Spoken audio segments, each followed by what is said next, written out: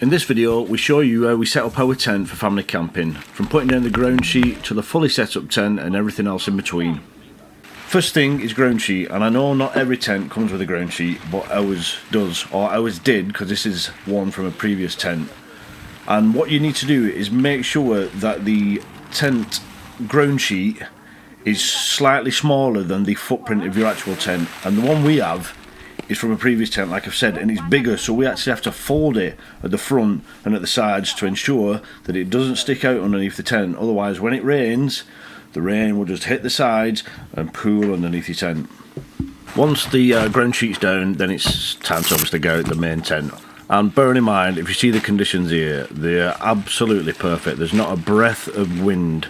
It's warm, it's mild, so you couldn't get any better conditions. This isn't how it always is. Once we've rolled the tent out, we tend to only peg 2 pegs down, either one side or at the rear, because when we're pumping the air beams up, we sort of need to move it about, and obviously if you pegged every corner down and whatnot, you're restricted. So we only ever peg 2 down, unless it's extremely windy and we need to peg more down. It just makes it easier to move it about if need be. Then it's time to inflate the air beams. We normally start off with the rear beam. I don't really know why, there's no sequence as far as I know into which one to inflate first, but we used to have a manual pump with this that you'd obviously pump up and down. But I managed to snap the head off it one day whilst camping before we'd even pumped our tent up, which is an absolute nightmare. So we've invested in this electrical pump, which I will leave a link in the description if you want to get one yourself.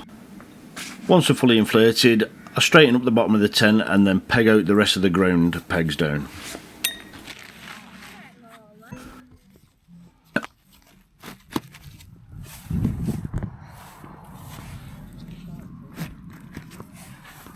One thing I forgot to mention, and as you can see what I'm doing here, make sure before you peg anything out, all of your doors inside and outside, however many you've got, are all zipped up. Otherwise you'll find once you peg it out, the doors won't close because you've pulled it too tight.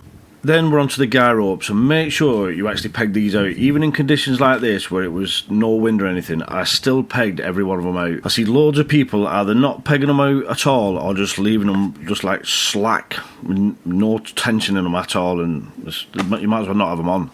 And as you can see, the black tensioner here, I always leave about 12 inch of free guy rope so I can pull that down and tension it if I need to, because sometimes when it's been a bit breezy it slightly slackens and you can just go around, pull them down and retension all the guy ropes. Then the last thing on the tent side is to open up the air vents on both sides just to allow a bit of air to pass through, stop any condensation build up, but not in this case because it was like 35 degrees and it was more about getting some cool air in than condensation. Then it's time to start getting the bed set up. We use these raised beds rather than air beds. We did used to have air beds, but they were constantly deflating, so we'd had enough of them, and these have been great ever since.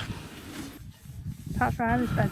Then it's time to start thinking about the cooking area, which we put inside our front porch. Firstly, I put down another ground sheet in the porch, which is just the right size. Then I set up and put in the kitchen camp cabinet. And then once that's set up, I put on the camp stove with the gas bottle, etc.